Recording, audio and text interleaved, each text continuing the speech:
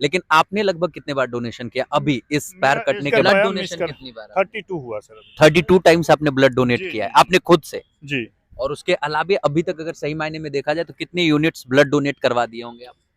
नमस्कार, मैं अनुराग दांगी आप सभी का स्वागत करता हूं आपके अपने चैनल संवाद भारत में। आज के इस एक्सक्लूसिव वीडियो में हम आपको मिलवाने जा रहे हैं एक ऐसी शख्सियत से जिनके बारे में, जिनकी कहानी के बारे में आप जानेंगे तो आपके रोंगटे खड़े हो जाएंगे। यकीन मानिए, इस पूरी कहानी को सुनने के बाद आपको गूज बम्स आना तय है। हम बात कर रहे हैं एक ऐसे लड़के की जो आज से 10 वर्ष पहले कंपटीशन का एग्जाम देने के लिए अपने घर से निकलता है, और जब रास्ते में वो ट्रेन का सफर कर रहा होता है तो अचानक से ट्रेन से वो गिर जाता है धक्का मुक्की में। और जब वो ट्रेन से गिरता है तो एक हादसा होता है। उस हादसे में उस शख्स को अपने दोनों पैर गंवाने पड़ते हैं, और वो शख्स कोई और नहीं, वो हमारे बगल में बैठे हुए डॉक्टर संदीप कुमार सागर जी हैं। तो सबसे पहले मैं आपका बहुत बहुत स्वागत करता हूं।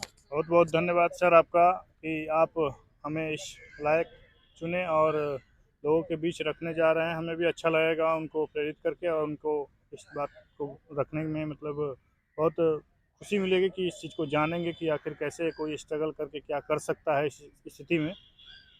बिल्कुल सी बात है। मैं आपको सबसे पहले बता दूं कि डॉक्टर संदीप कुमार सागर सर, जब इनके दोनों पैर कट गए थे, जब ये बिल्कुल पड़े हुए थे रेलवे ट्रैक पे, तो वो कहानी ये खुद भी शेयर करेंगे। लेकिन थोड़ा सा मैं आपको बता दूं, जब दोनों पैर कट गए तो इनको ये समझ में आ चुका था कि अब मैं बचूंगा नहीं। इन्होंने अपने घर पे कॉल तक लगा दिया था और घर में ये कह दिया था कि मेरी लाश अगर आपको मिल जाए तो सही से दाह संस्कार करवा देना, क्योंकि इनको ये पता चल चुका था कि अब मैं बचूंगा नहीं। पैर कटने के लगभग 2-3 घंटे तक इनको शुद्ध रही थी, उसके बाद फिर ये बेहोश हो गए थे। लेकिन परमात्मा को कुछ और ही मंजूर था। परमात्मा चाहता था कि ये इस धरती पे रहे और इस धरती पे रह करके जन कल्याण के लिए काम करे। उस वक्त इन्हें लगभग 30 यूनिट ब्लड की आवश्यकता पड़ी थी, और उस वक्त इनके घर वालों ने इन्हें ब्लड नहीं दिया था। इन्हें जो ब्लड मिला था वो बाहर के लोगों ने मदद करके अरेंज करके दिया था, और इनकी जिंदगी बच पाई थी। तब से इन्होंने कसम खाया कि नहीं, आज के बाद हम अपने जिंदगी में हर उस शख्स की मदद करने की कोशिश करेंगे जिसे किसी भी प्रकार से ब्लड की आवश्यकता पड़ेगी। और ये एक सफर की शुरुआत हुई, और वहीं से फिर नींव रखी गई वैशाली ब्लड लाइन परिवार का। तो सर से सीधे हम जानना चाहेंगे कि सर, ये वैशाली ब्लड लाइन परिवार है क्या?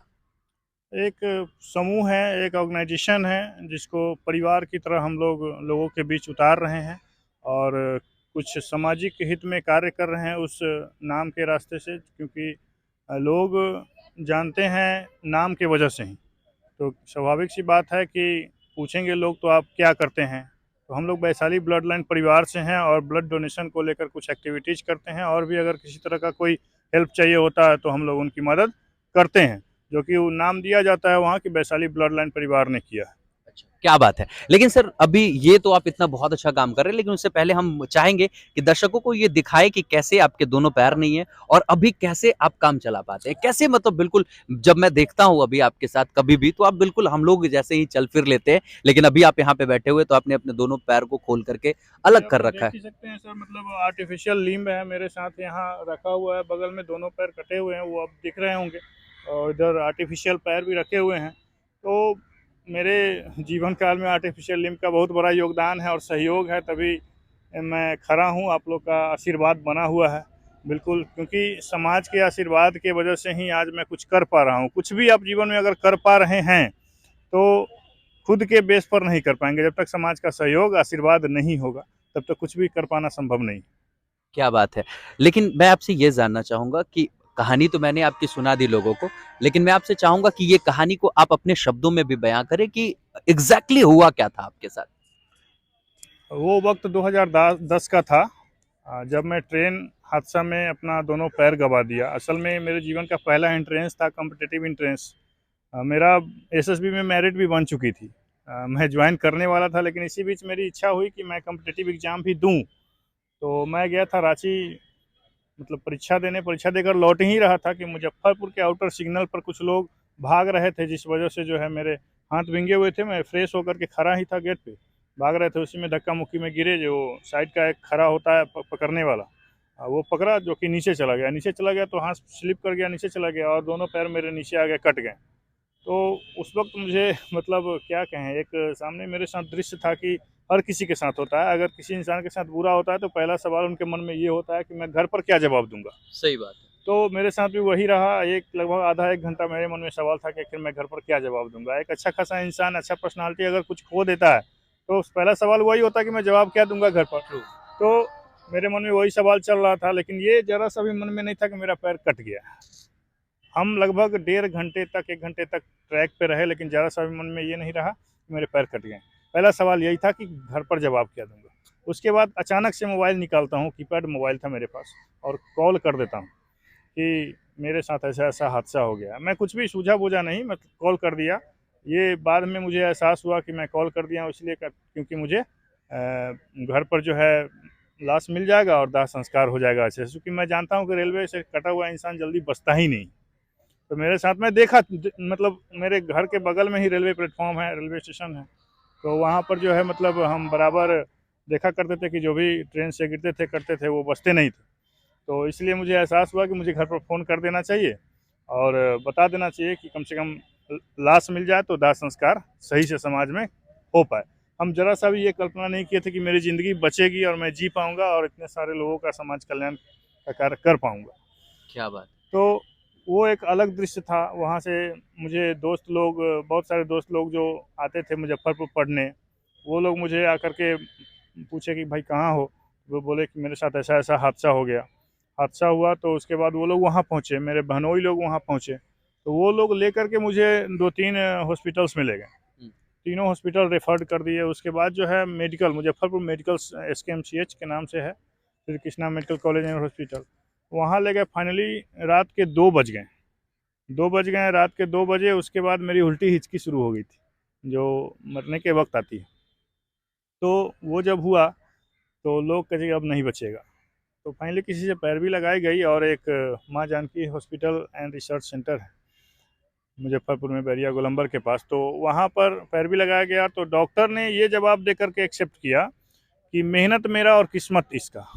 अच्छा। तो किस्मत मेरी थी कि मैं जी सकता हूँ। ट्रू। ईश्वर ने मुझे शायद इस स्थिति में जीने के लिए इस संसार में भेजा था और मैं उस स्थिति में जी रहा था, तो ईश्वर को एक्सेप्टेबल नहीं था। इस स्थिति में ला करके मुझे जीवन देने का काम किए और फाइनली मेरी ज़िंदगी बची। और बचने के बाद मुझे एहसास हुआ कि मेरी ज़िंदगी कैसे बची, तो मुझे लगा, लोगों ने बताया, घर में, परिवार में, समाज में लोगों ने बताया तुमको बचाने में सबसे ज़्यादा अगर ज़्यादा योगदान है तो वो ब्लड का है, क्योंकि ब्लड एक ऐसा इम्पोर्टेंट कंपोनेंट है बॉडी का जो कि हर किसी से नहीं उपलब्ध हो पाता है आसानी सही से। बात। तो मुझे 29 से 30 यूनिट ब्लड लगे, जिसमें से घर में से मात्र 1 लोग दे पाए थे और वो थे मेरे भैया। हुँ। और कोई नहीं दे पाए चूँकि स्थिति वैसी नहीं थी। पिताजी डायबिटीज़ हैं, माँ शुगर हैं और बहनोई तो सभी भाई दिए, बहनोई के घर से 5-6 यूनिट मिला था और भी दोस्त, परिवार, समाज के लोग दिए थे। तो वो सभी लोगों ने मुझे ब्लड डोनेशन करके मेरी ज़िंदगी बचाई। तो मुझे लगा कि जिन्होंने मुझे रक्तदान करके जीवन दान दिया है, मेरा भी तो कर्तव्य बनता है उनके लिए अपना कुछ योगदान दें। तो मैं सोचते-सोचते इस रक्तदान के मुहिम को करना शुरू किया। क्या बात! शुरू किया और वहाँ से एक धीरे-धीरे 1 लोग, 2 लोग, 3 लोग की मदद करते-करते कैंपेनिंग शुरू कर दिया मैंने। हुँ, हुँ। कैंपेनिंग शुरू किया, वहाँ से बहुत सारे लोग जुड़ते गए।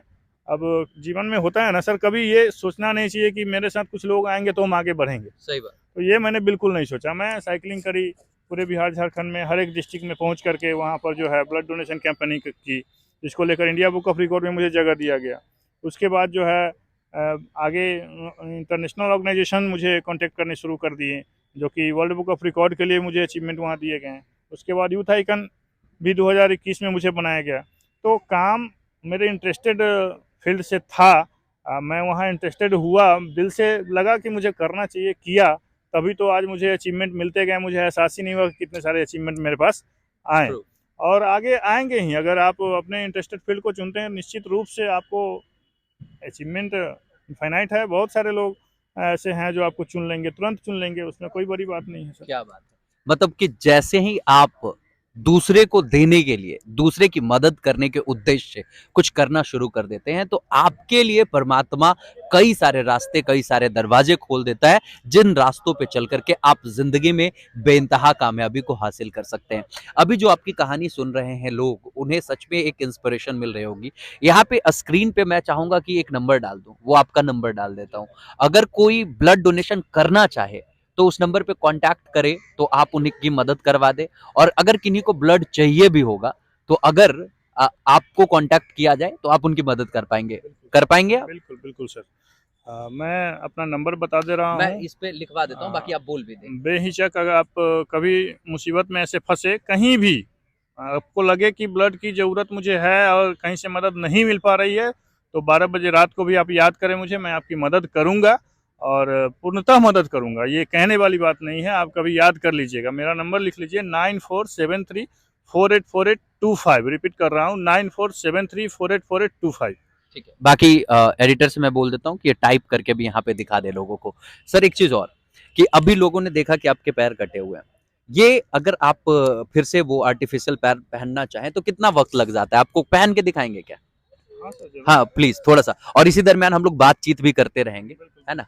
तो अच्छा एक बात बताइए कि अभी तक आपने खुद भी तो ब्लड डोनेट किया होगा? हाँ सर 32 टाइम मेरे ब्लड डोनेशन हो गए हैं। और आज मैं एसडीपी, असल में सिंगल डोनर प्लेटलेट्स होता है सर।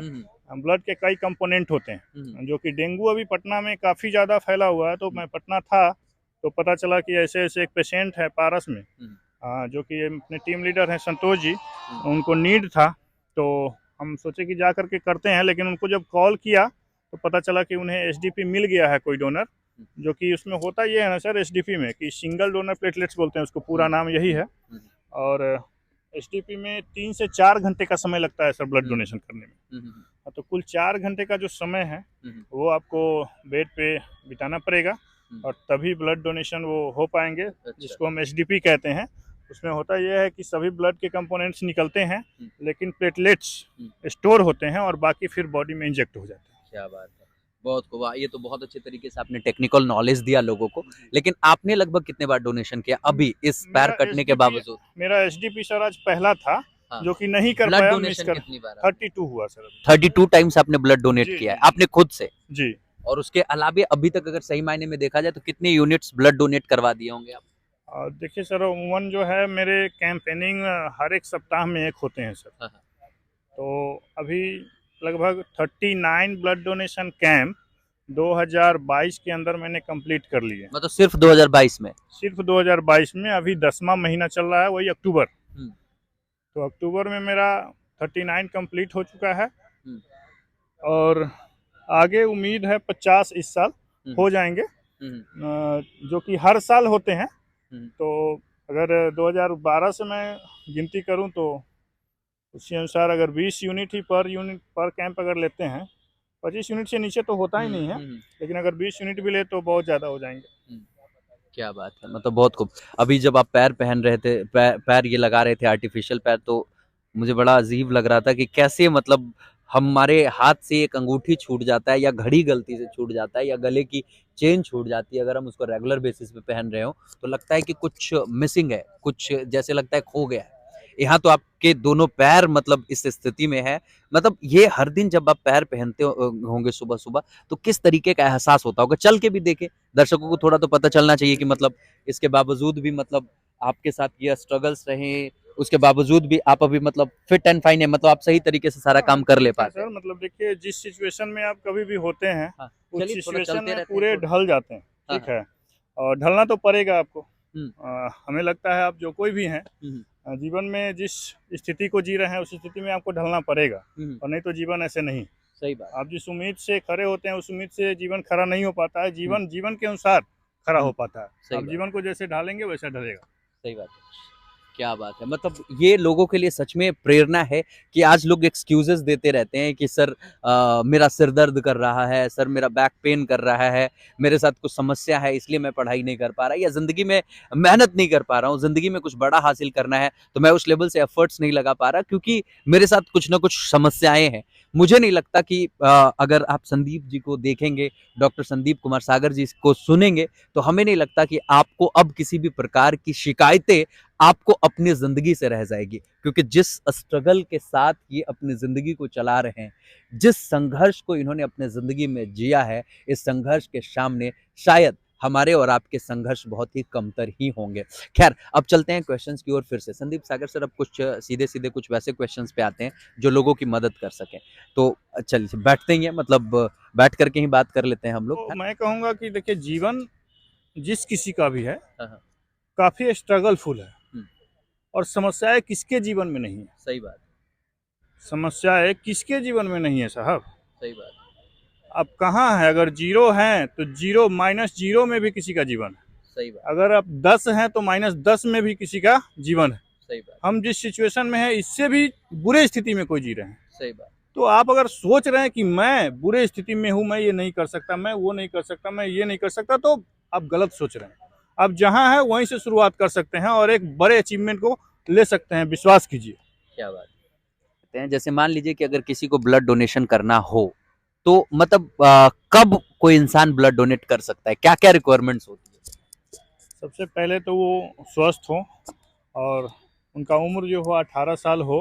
18 से लेकर के लोग 65 साल तक रक्तदान करते हैं, लेकिन अगर वो रेगुलर डोनेशन करते हैं, जैसे 3 महीना पर अगर डोनेशन कर लेते हैं तो सेल जनरेट होते रहता है, तो नया सेल रहेगा बॉडी में, तो वो 70 साल तक डोनेशन कर सकते हैं।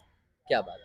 तो जैसे अभी मान लीजिए कि कोई इंसान वॉलंटरली अगर कहीं डोनेट करना चाहे तो वो कहाँ जाके डोनेट कर सकता है? एक तो आपके नंबर पे कॉल करेगा, आप हेल्प कर दीजिएगा, लेकिन अभी वीडियो में आप बताना चाहेंगे वो उन्हें कहाँ डोनेट करना चाहिए? आप गूगल कर भी सकते हैं कि हमारे नज़दीकी ब्लड बैंक कौन है, वहाँ जा कर के कर सकते हैं, और नहीं तो मुझसे सलाह ले सकते हैं, और नहीं तो आसपास में भी बहुत सारे ऐसे हॉस्पिटल्स होते हैं, ब्लड बैंक होते हैं, जहाँ जा कर के आप कर सकते हैं। ठीक है। तो अगर कोई इंसान ब्लड डोनेट करता है तो उसके लिए कोई ब्लड डोनर कार्ड बनता होगा?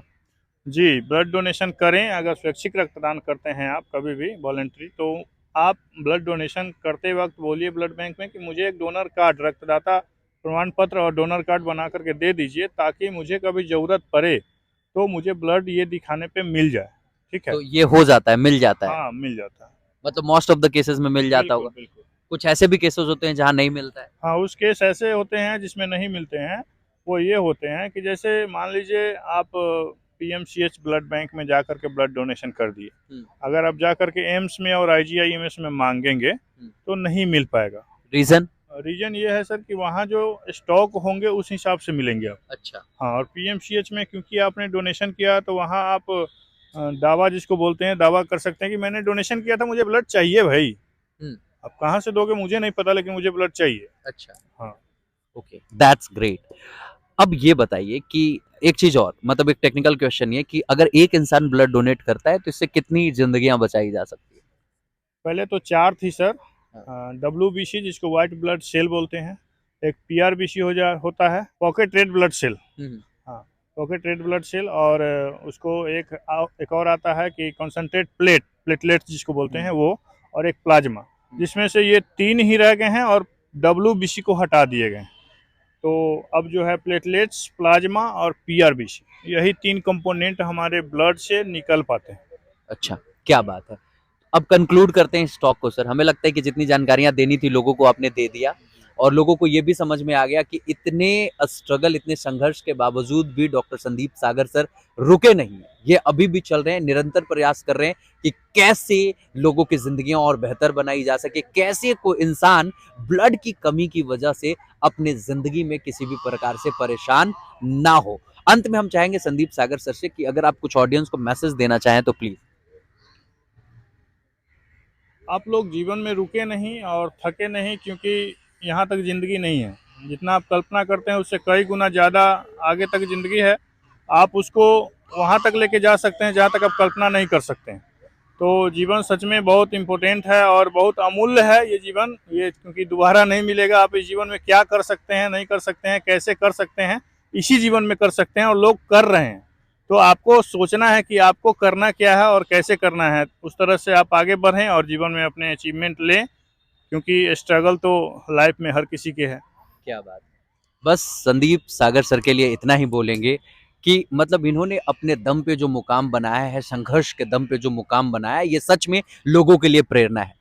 और जो लोग अपने जिंदगी में सिर्फ शिकायतें करते रहते हैं, उन लोगों के लिए चंद लाइनें हम बोलेंगे और आज के स्टॉक को समाप्त करेंगे कि जब लोग डूबते हैं तो समंदर को दोष देते हैं, मंजिल ना मिले तो मुकद्दर को दोष देते हैं, अरे खुद ही नहीं चलते संभल कर, और जब लगती है ठेस तो रास्ते के बेजान पत्थर को दोष देते हैं। बहुत बहुत शुक्रिया आप सभी का इस वीडियो में यहाँ तक बने रहने के लिए। इस वीडियो को हर किसी तक पहुंचा दीजिए, हो सकता है कि ये वीडियो किसी की जिंदगी बचा सके। Thank you, thanks a lot for being in the show sir. Thank you so much, really love talking to you. Thank you so much.